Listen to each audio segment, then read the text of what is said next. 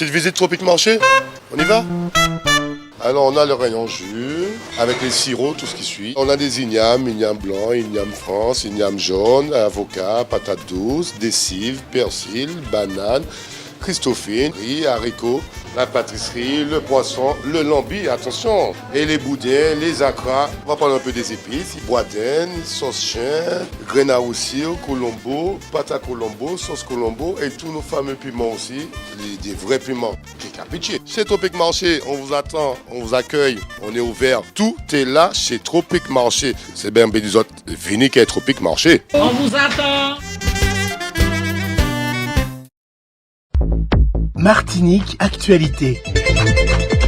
Voici quelques-uns des sujets que nous allons aborder ce soir.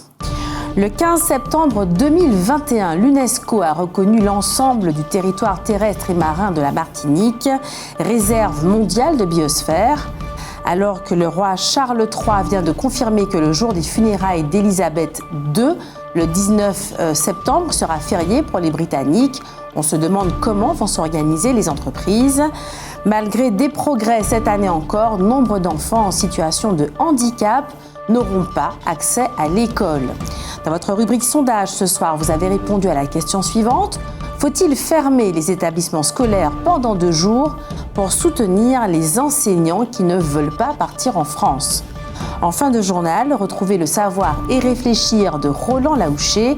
Il s'intitule ce soir « Le Congrès des élus et le monde économique ». Il n'y a pas de médicament contre la sclérose en plaques, mais on peut tenter d'éviter cette maladie en consommant de la farine de soja, des fèves de soja, les yaourts au lait de soja, le miso ou le tofu. Le miso est un plat japonais et le tofu est un plat chinois à base de soja. L'air aujourd'hui est de bonne qualité. Franck Jean-Philippe a tué John Dorival, alors âgé de 22 ans, d'une balle dans la poitrine le 3 décembre 2017 à la ZAC de Châteauboeuf à Fort-de-France. Pour une histoire de moto volée, il sortait tout juste de prison. Pour cet assassinat, il avait été condamné à 25 ans de prison et quelques peines annexes. Il a fait appel de cette décision. Son procès en appel se déroule actuellement à Fort-de-France. C'est le 27 juin que le procès a eu lieu et c'est hier, le 12 septembre, que la décision est intervenue. Garça Malsa a été relaxé, les faits qui lui sont reprochés tombant sous le coup de la prescription. Il avait été traduit en justice suite à une plainte déposée par l'actuel maire de la ville de Sainte-Anne, Jean-Michel Gémieux.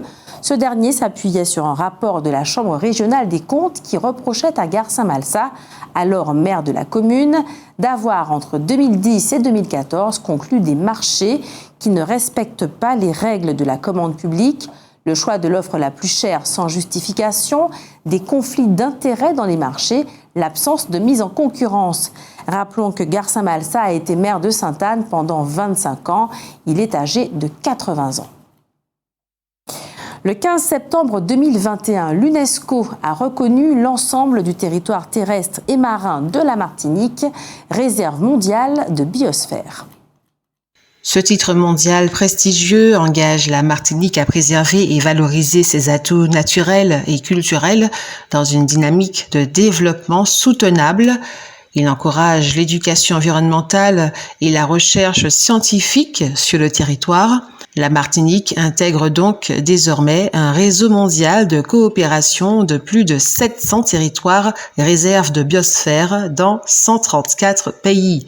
Elle a confié la gouvernance de ce titre à un comité de gestion coprésidé par Nathalie de Pompignan, présidente de l'association Martinique Réserve mondiale de biosphère, et David Zobda, conseiller exécutif de la collectivité territoriale de Martinique. Le comité de gestion est assisté d'un conseil scientifique et d'un collège des gestionnaires des aires protégées.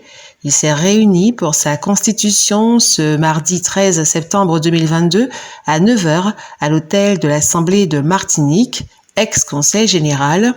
Rassemblant les acteurs territoriaux majeurs, il sera chargé de mettre en œuvre le plan de gestion proposé par les 4500 participants aux réunions publiques de construction de la candidature du territoire. 5 axes de travail ont été définis: préservation, protection et valorisation de la biodiversité et des ressources naturelles, réappropriation de l'identité culturelle du territoire, promotion d'activités engagées dans le développement soutenable, souveraineté alimentaire, tourisme responsable, énergie renouvelable et transport, éducation à l'environnement, grand public et scolaire, recherche scientifique, sargasses, chlordécone, changement climatique. Lorsque Pierre Petit avait parlé de construire un téléphérique à la montagne Pelée, tout le monde l'avait pris pour un fou, certains ironisant sur le fait qu'il n'y a pas de neige en Martinique. Cela illustrait bien la célèbre phrase de La Rochefoucauld: « Lorsque l'on a raison 24 heures avant le commun des mortels, pendant 24 heures on passe pour ne pas avoir la raison. » Résultat, c'est chez nos voisins de la Dominique que va se construire le plus long téléphérique du monde, sans doute un formidable atout touristique. Alors que le roi Charles III vient de confirmer que le jour des funérailles d'Élisabeth II, le 19 septembre, sera férié pour les Britanniques, la question de l'impact économique de cette décision, dans un contexte inflationniste, se pose. La disposition vient d'être approuvée par le roi Charles III. Le jour des funérailles de la reine Élisabeth II, le lundi 19 septembre prochain, sera bel et bien férié.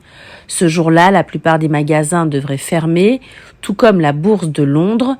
Plus de détails sont attendus sur le déroulement de cette journée pour les Britanniques, mais il est pour le moment indiqué sur le site du gouvernement que, selon la nature et l'emplacement de leur entreprise et le ton des événements prévus, certaines entreprises souhaiteront peut-être envisager de fermer ou de reporter des événements, en particulier le jour des funérailles d'État. Cependant, c'est à la discrétion des entreprises individuelles. Fin de citation. A priori, les salariés britanniques pourront ne pas travailler le 19 septembre, mais les entreprises n'auront pas l'obligation de fermer. Et justement, au Royaume-Uni, où l'inflation atteint 10%, le prix de l'énergie flambe littéralement. Le mouvement Don't Pay UK, ne payez pas le Royaume-Uni, a réuni près de 200 000 signatures en ligne, avec donc pour mot d'ordre de ne pas payer ses factures. Et cela dès le 1er octobre prochain, date à laquelle les tarifs du gaz et de l'électricité doivent gonfler de 80%. Face à l'inflation, une vague de grèves historiques avait déjà déferlé sur le pays cet été. La dernière grève générale à avoir eu lieu au Royaume-Uni remonte à 11 ans. C'était sous le Premier ministre David Cameron face à la réforme des retraites durant laquelle des millions d'employés du secteur public s'étaient mobilisés. Mais le mouvement social actuel touche autant le secteur public que privé et semble inédit depuis la fin des années Thatcher. La première femme à la tête d'un gouvernement anglais avait d'ailleurs fait adopter une loi afin de rendre difficile la grève. Notons que cette loi a été renforcée par le récent gouvernement, Liz Truss, la nouvelle première ministre, qui a promis de réprimer les mouvements de grève. L'INSEE, l'Institut national de la statistique et des études économiques, réalise actuellement aux Antilles-Guyane l'enquête sectorielle annuelle auprès de 7500 entreprises de l'industrie, de la construction, du commerce et des services.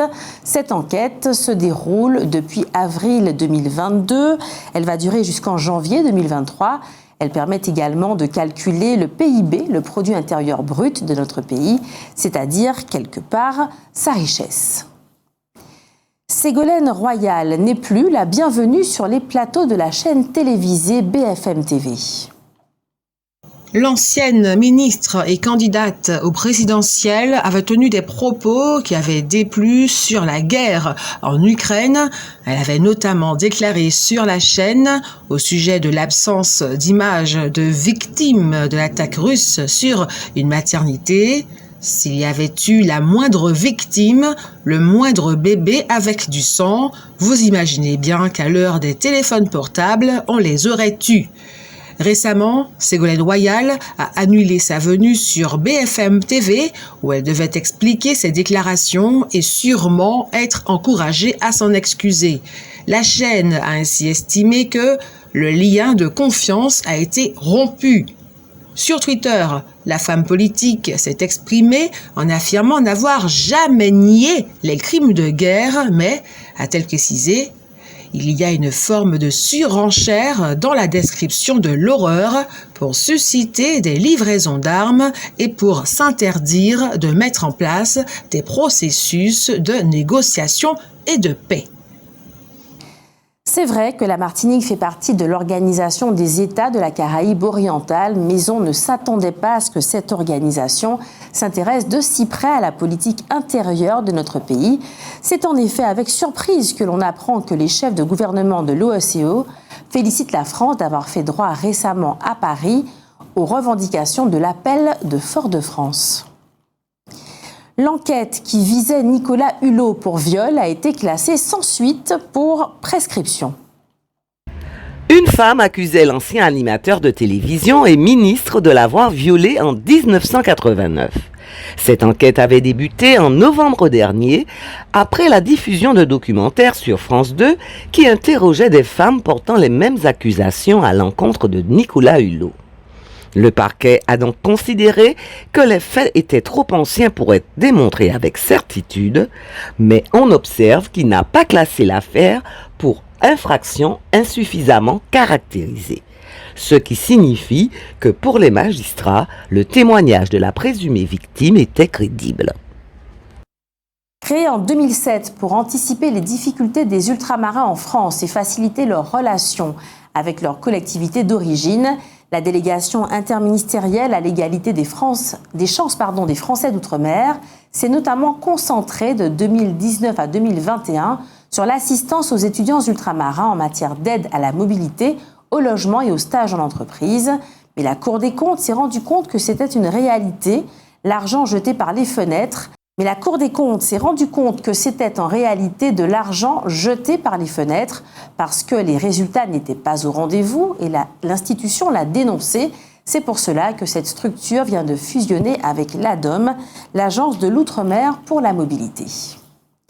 À l'heure des économies et de la sobriété énergétique, les municipalités s'équipent de lampadaires intelligents et d'ampoules LED permettant de diminuer jusqu'à 65% leur consommation d'énergie. Allumer les lampadaires uniquement au passage d'un piéton ou d'une voiture, c'est désormais possible grâce à diverses solutions dont s'emparent progressivement les collectivités. Un phénomène qui s'accentue avec la promotion de la sobriété énergétique réclamée par le gouvernement.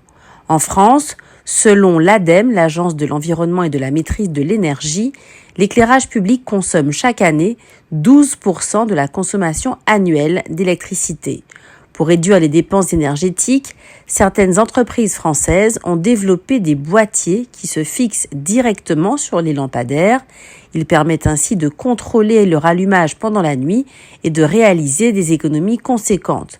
Concrètement, l'intensité des lampadaires est réduite à 10% la nuit et ils se rallument automatiquement à la détection d'un mouvement effectué par un piéton, un vélo, un camion ou encore une voiture. Encore une fois, c'est à l'avenue Maurice Bishop, au niveau de Kerlis, que s'est produite une collision entre un car du TCSP et une voiture. Il était environ 11 heures. 4 personnes ont été légèrement blessées, dont une femme enceinte.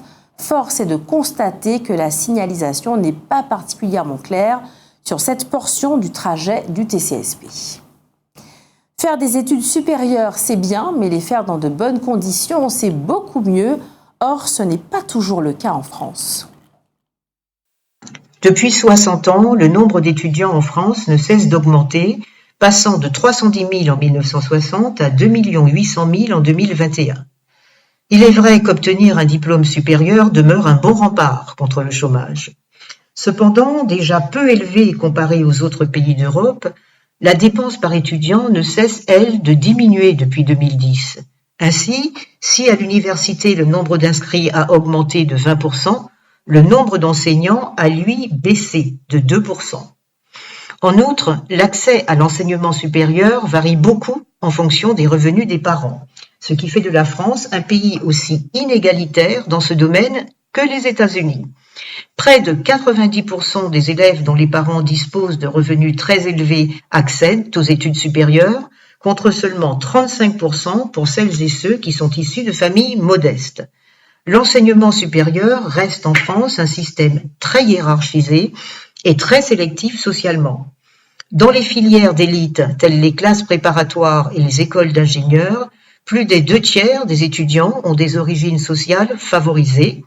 À l'inverse, si les boursiers représentent 38,4% de l'ensemble des étudiants, ils sont sous-représentés dans les CPGE et les écoles d'ingénieurs et de commerce. Ajoutons qu'un étudiant en licence coûte 3 fois moins cher qu'un élève en école d'ingénieur. Or, plus le coût d'une formation est important, plus celle-ci permet d'obtenir des revenus élevés dans le monde du travail. La Martinique, située dans l'archipel des Petites Antilles, a une superficie de 1128 km² et compte environ 363 000 habitants. L'agriculture, principalement des bananes et de la canne à sucre, reste sa principale source de richesse pour l'exportation. La filière emploie près de 15 000 personnes sur 3 000 exploitations et la production représente environ 246 millions d'euros.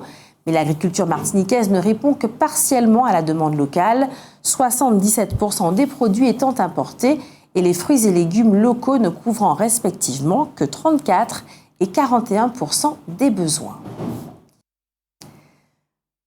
Retrouvez maintenant votre rubrique sondage. Ce soir, vous avez répondu à la question suivante. Faut-il fermer les établissements scolaires pendant 2 jours pour soutenir les enseignants qui ne veulent pas partir en France? Sondage.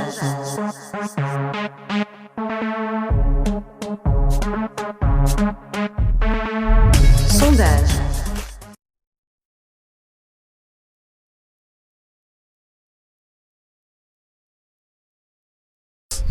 Non, pas spécialement. On peut les soutenir autrement, oui, faire autrement. Mais faut pas qu'ils partent. On a besoin d'eux ici. Il y a vraiment... L'éducation ici est plus importante. Voilà. Bien sûr, parce que d'une part, si on a une population des enfants qui veulent aussi des référents locaux, et je pense que là, c'est positif d'avoir des enseignants qui connaissent notre histoire, qui connaissent le pays et des référents, quoi. Donc oui, pour moi, c'est une chose positive, je suis pour. Je pense qu'il faut se faire entendre justement. Donc si on ne fait pas d'action comme celle-ci, on ne pourra pas faire comprendre justement à l'éducation nationale française que justement on a besoin de professeurs locaux pour les enfants locaux aussi justement.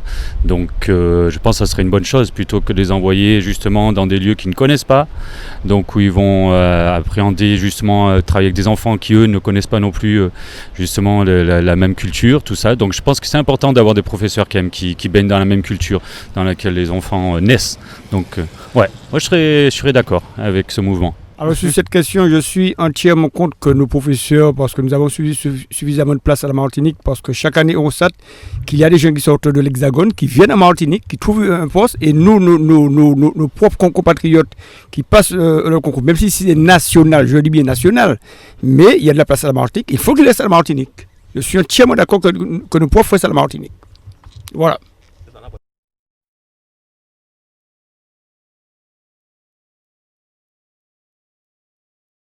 Oui, ce serait bien, oui.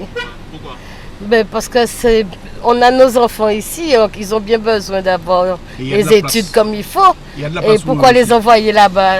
Ils peuvent bien enseigner nos enfants aussi. Et pour monsieur?